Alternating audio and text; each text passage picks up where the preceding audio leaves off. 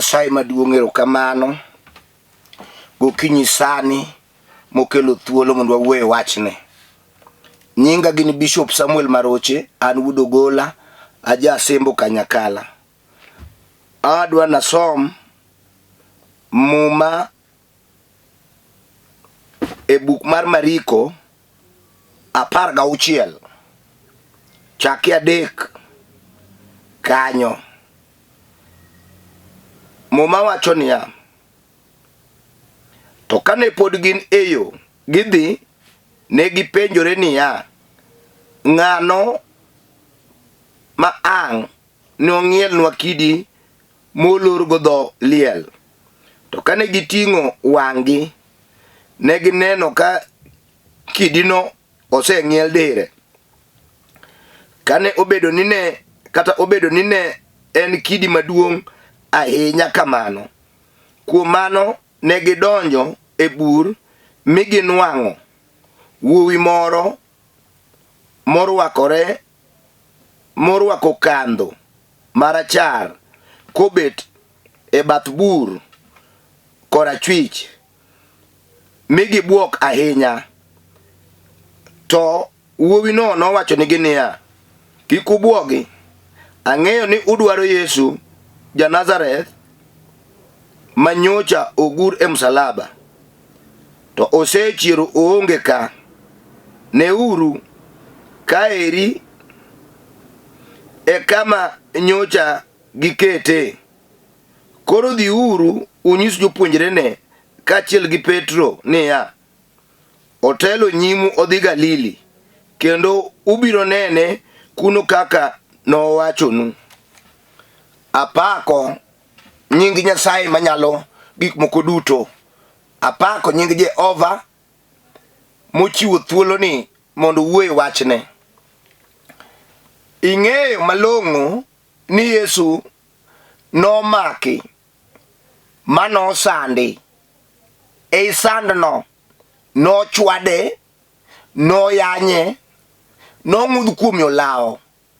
nojare, nomiye nying ma ok mage. To bang'e to nochwoye nyaka gi tong' e ng'edene. To Yesu notho kaka nondiki ni en otho. To ae nokawe gi Joseph Jarimathayo,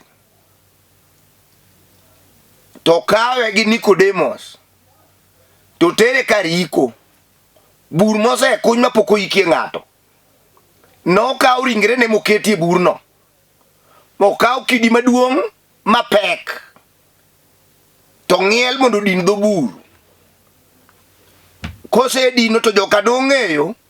ni wach norumo, onge ng'ama ding'iel kidino mamit kwal ringrene. To kata kojachier kaka nowacho,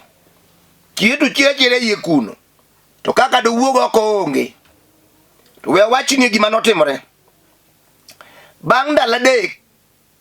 ka gihono, to mon moko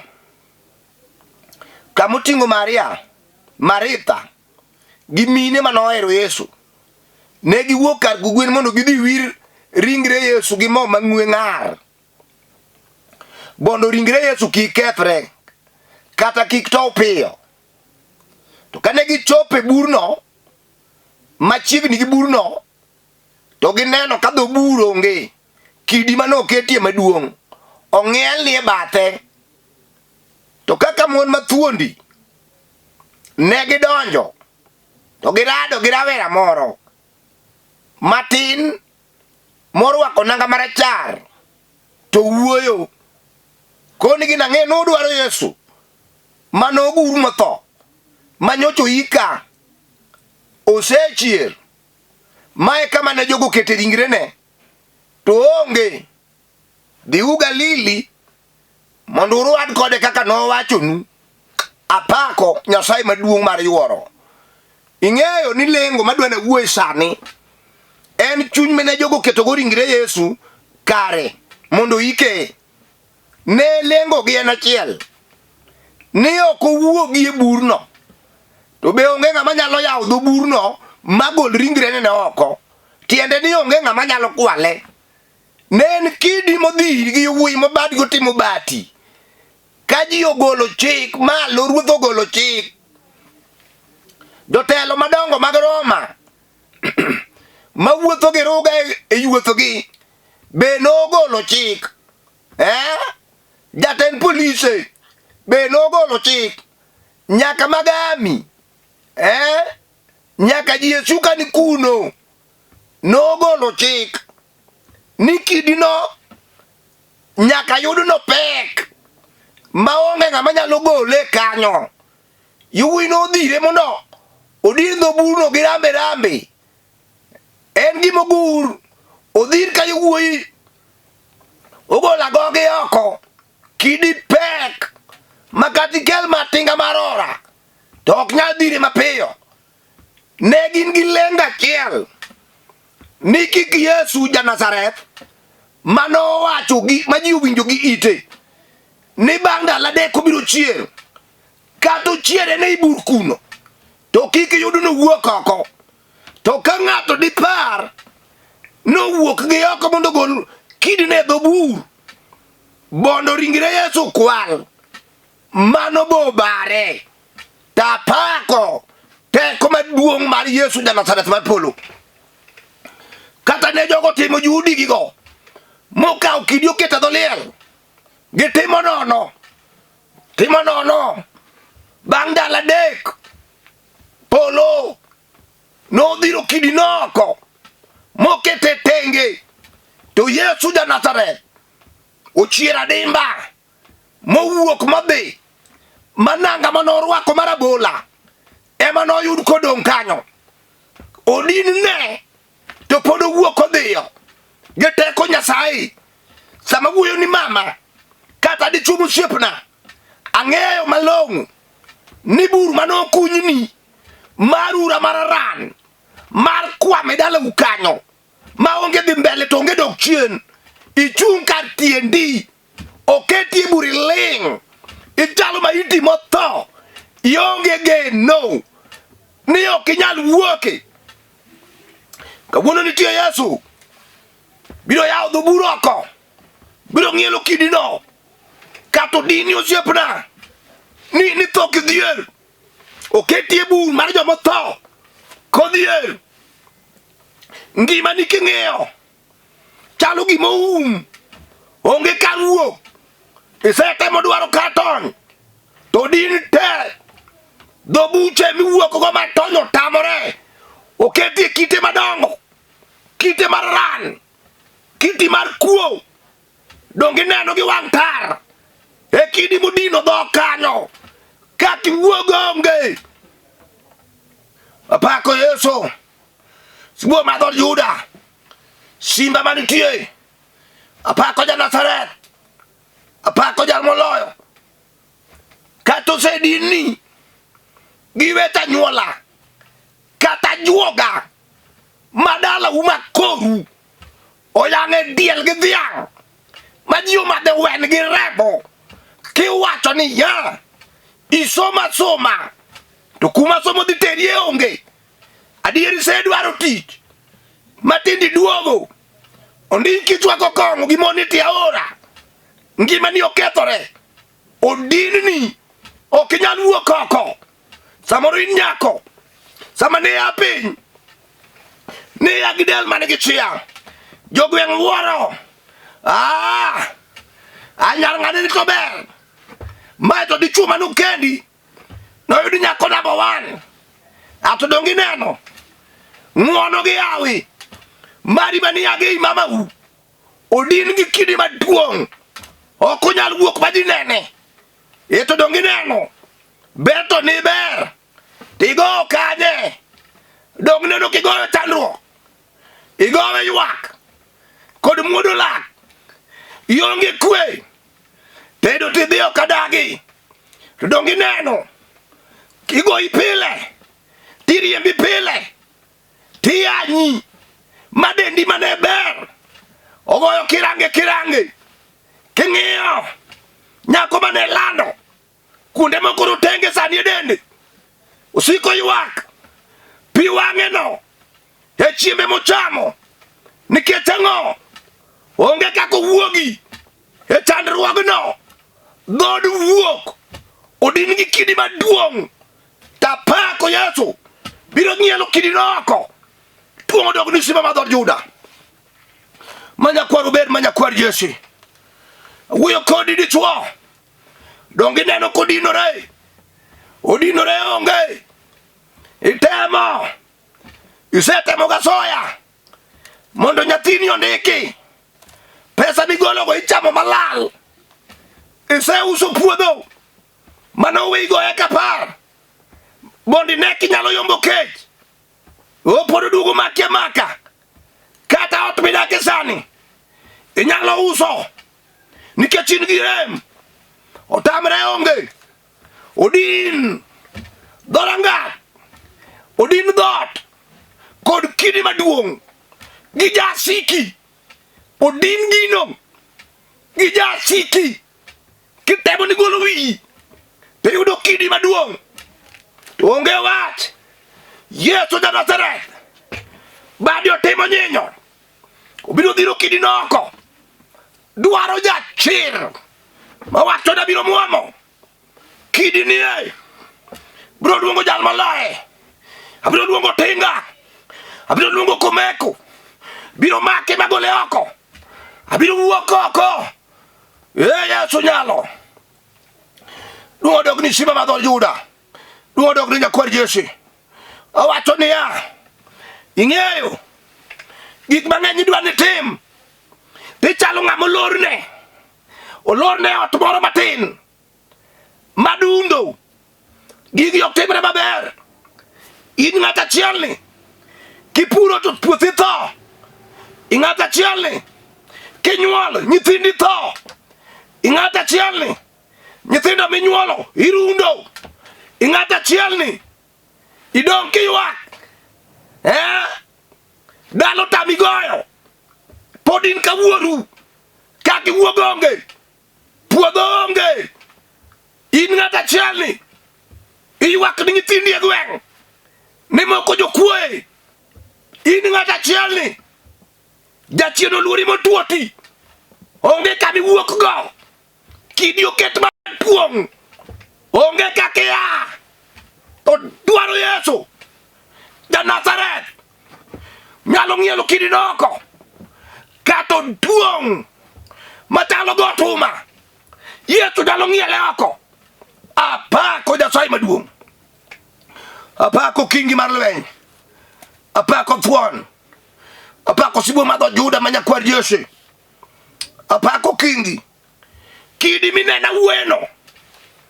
osedino miere mayade dhok nitie mageno nitie mamon pakore ni an onyuoma dhok 20 dhok to nonyuomi ok adagi to ere geno kuom nyithindi minyuolo dalano ere geno dhok to nonyuo mang'eny dongi neno ka jachien okaw kidi maduong' to dino go dhorangai onge gima ber mawuok e dala mariche mawuok nyithindi mane nyuolo moko kwali moko goyi moko yanyi dhok to nonyuomi 20 kadagi dongi neno ka jachiendno odino dhorangai gi kidi maduong' to nitie duoko kuom Yesu simba nitie duoko kuom ja Nazareth nitie duoko kuom nyakwar obed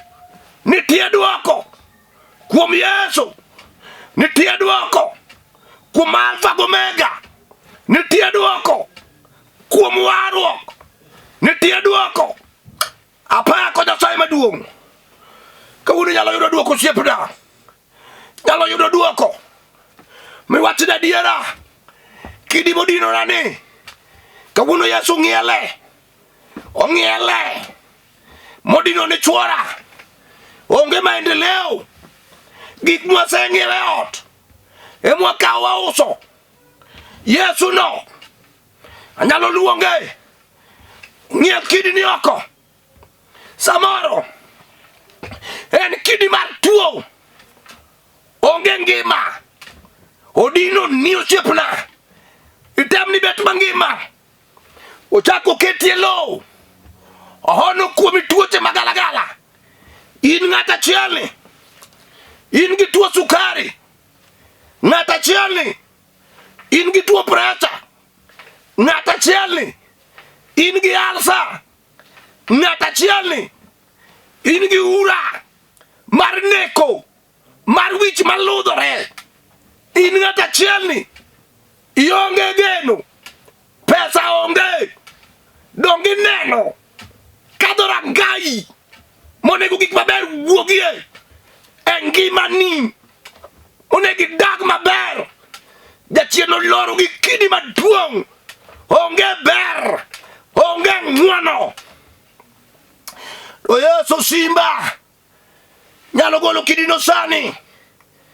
dwaro mama mochokore adundo to wacho dabiro luongo Yesu makata dhok lichinda chot abiro luongo Yesu makata ji wacho na mer abiro luongo Yesu makata ji neno ka gima ran eri arani wach Nyasaye orana moloran nikech anyuolo runda winji dwaro lweti Yesu emong'e mako chogono manie higni 10 nyuolo tamore kipimi osiptal tineno chogo moriwore mano kidi ma jachien oketo kata samoro itero mon nyuol nyithindi tho pile ipong'o Lang'ata ipong'o Kisumo tok dalani lieti opong'o oketi onge nyathi mawuok ka ngima olor kanyo gi kidi mapek jochiende ma kisonigo awuoyo kodgi e nying Yesu ma ja-Nazareth ae piyo kuom mamano apako sima ma dhod Juda apako sima ma nyakwa Jesse apako jal manitie awuoyo kodi kidi mane modino ni dhot modino ni ng'uono ere kawuono ni erego oduong' marom nadi makitem ni wuogi tirado kode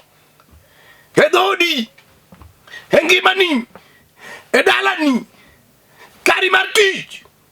ere samoro okelo ni jogowi samoro jabao maloso kom johole mang'eny samoro yawo duka okelo ni joholo ohala mani chako mar rech holo rech omiyo podho joma ng'iewo onge odino ni kik iyud maber kik ipuonj nyithindo kik iger ot odino kidi marachno modhir gi jowasigu oket gi joma ok dwar ni ber oket gi jonek oket ga juoke oketi gi Satan Iblis thuol machon oketo kidino to Yesu ja-Nazareth lwete otimo nyinyo lwete nigi teko unyalo dhire oko samoro gino ketie me madho ndawa akota oketie ming'iewe duka otamie tinde kinyiero to kori ywak ka firimbi kori osetow already iwacho niya jowadwa ndawo tama weyo katemo ni mondo weye to pok asedoke mano be makidi onego ng'iele oko samoro imadho kong'o iwacho ni jowadwa asetemo weye kawe juma achiel apok adokie osiepena biro kawa wadhi asetemo jayalo ang'o madigol kong'o kuoma kong'o ok we Yesu ja-Nazareth ema golo winji dwar Yesu sibuor ma dhod Juda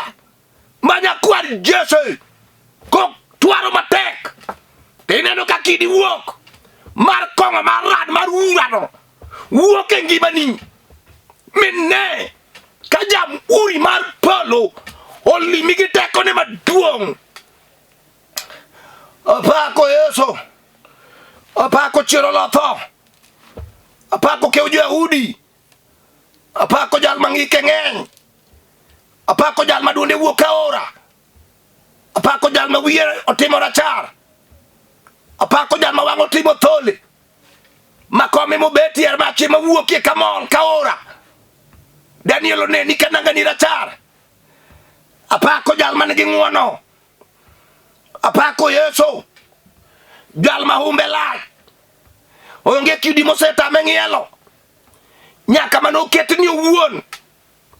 nong'ielo. Kawuono ni aneno kochimi tir, obiro ng'ielo Kidi osiepna, gima ji osewacho ok wadewo, kata ji osemi nying ma ok nochaki wakia, kata ji oseyanyi wakia, kata ji osewacho ni ok ninyal wakia, kata juoki okoro weche maricho kinyume mar dwachi wakia. To an gima ng'eyo ni Yesu ja Nazareth en mowinjore, to en be moromo ng'ielo Kidi no oko. Kidi mawueno ok ng'iele gi ng'eyo,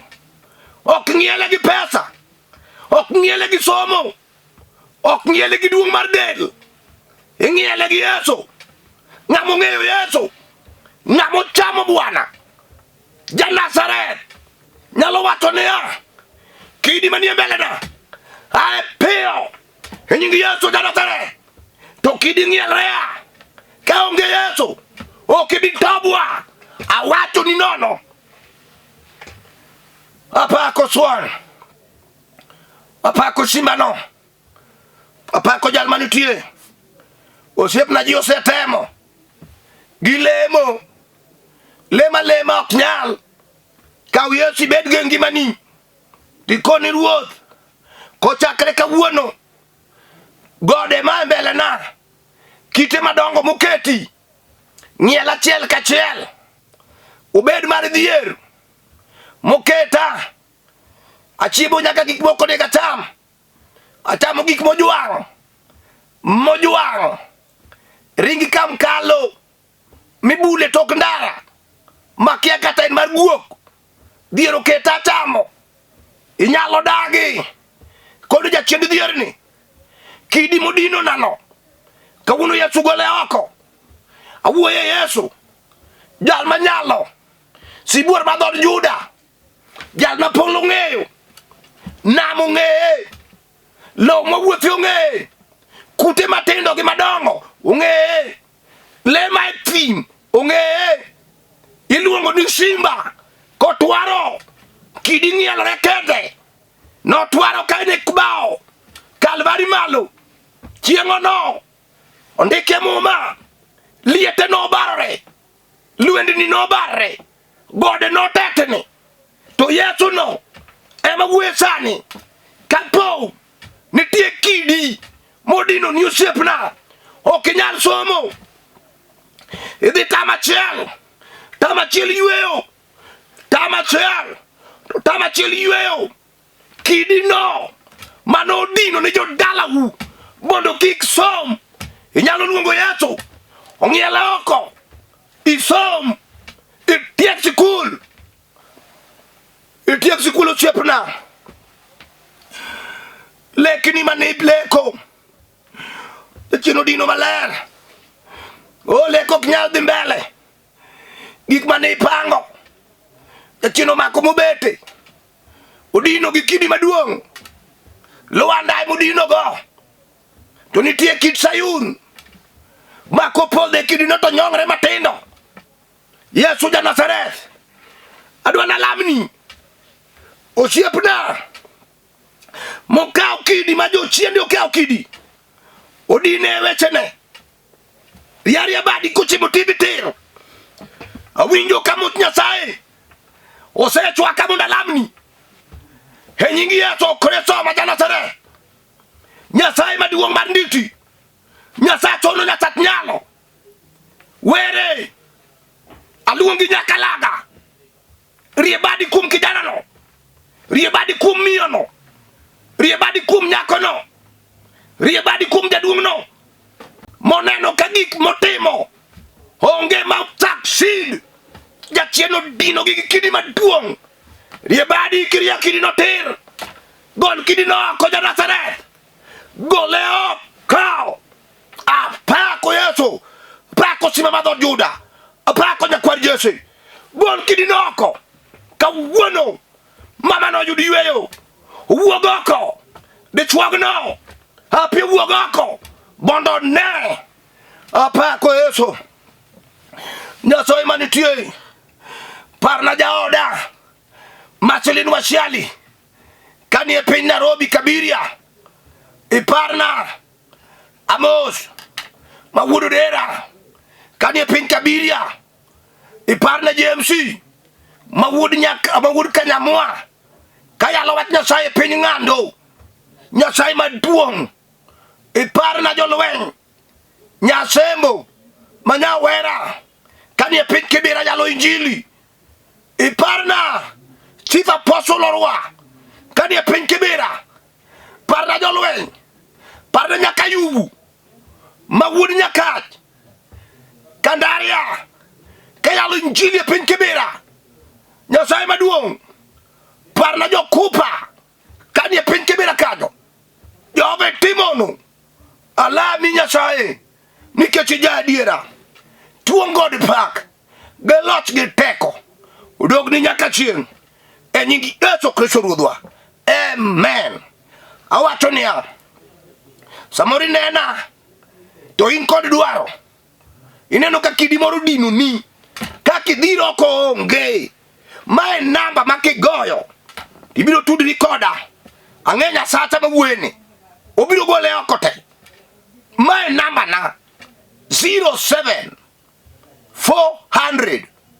87 57 5. Anuayo 07 400